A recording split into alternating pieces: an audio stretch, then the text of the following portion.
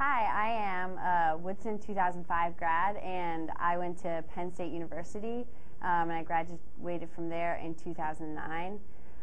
Today I'm going to talk a little bit about the recruiting process for soccer. I can't vouch for men's soccer, but I'll talk about women's.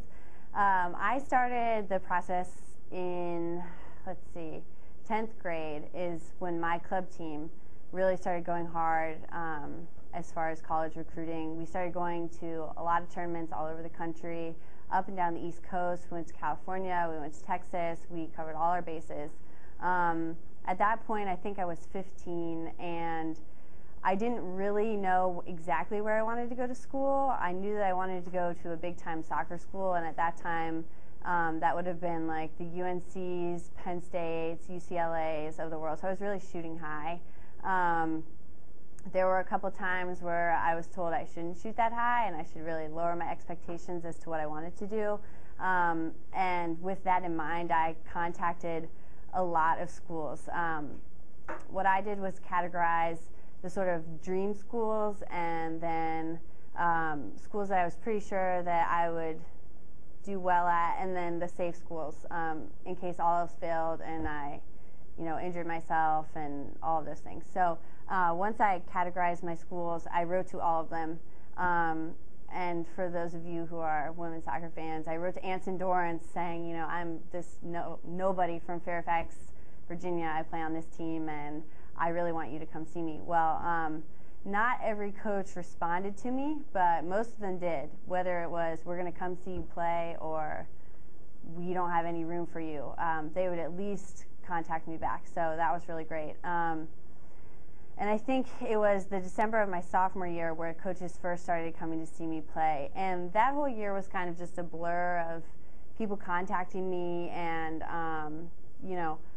something that's really important is that I wrote back to every single coach, whether it was somewhere that I had zero interest in going or somewhere that I was dying to go to.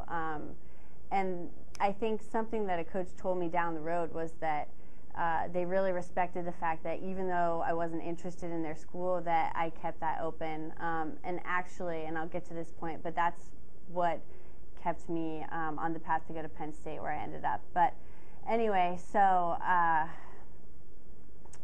continuing on that process, I started visiting schools my junior year in high school. And I visited so many schools, especially over my spring break. Over my spring break, I saw 5 schools in a weekend, and I wasn't just going on short trips. I was going to Michigan. I went all over Virginia. I went to West Virginia.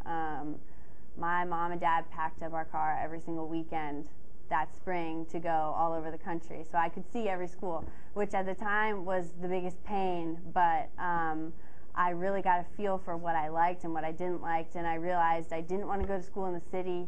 I wanted a big campus. I wanted, the traditional college town, and that was helpful to eliminate, a bunch of schools. But anyway, so time went on, and my list got a little bit smaller. I think by May or so of my junior year, my list had shrunk to about 5 schools that I was really interested in. And my number 1 at that time was Penn State, and then I also was considering UVA, Michigan, Princeton, and Georgetown. But Michigan told me, I was planning on committing, and then they told me that they didn't have any money for me. So that completely rocked my world. And it was then that I learned that this little tiny college in Pennsylvania, their coach quit and he moved to Penn State. And that was a little tiny college that I responded to a year and a half before. And it just so happened that he moved, and I wrote to him and I said, well, you recruited me at this Division III school. Why wouldn't you recruit me at Penn State? He switched my file, and that's how I ended up there. So that was June before my senior year. And by August, I'd committed to Penn State. And it took a lot of pressure off my senior year because I had committed to a school. And so I only had to apply to one school. And that was really nice because I had friends who were applying to scores of schools, and I didn't have to worry about any of that. So my best advice would be to visit as many schools as you can. Be honest with yourself. You know your limits more than anyone else does, and just keep your options open. And that's all.